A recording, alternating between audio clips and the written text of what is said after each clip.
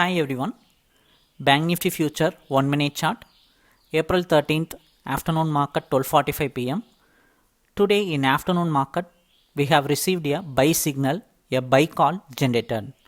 So green color candle open, buy at 41,750, that is our entry point line. Straight white color line from green color candle, that is our entry point line.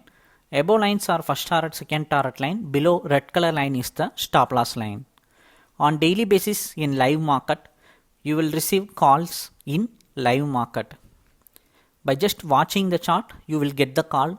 You can place order in your broker account. Manual trading as well as auto trading, both are possible in this chart.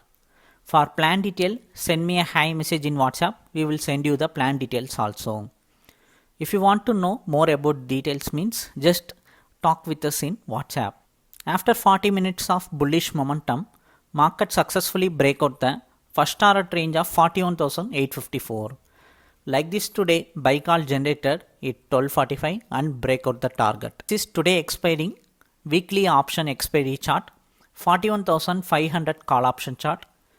In this option chart, at 205 buy call generated and market move all the way up to the 300 range.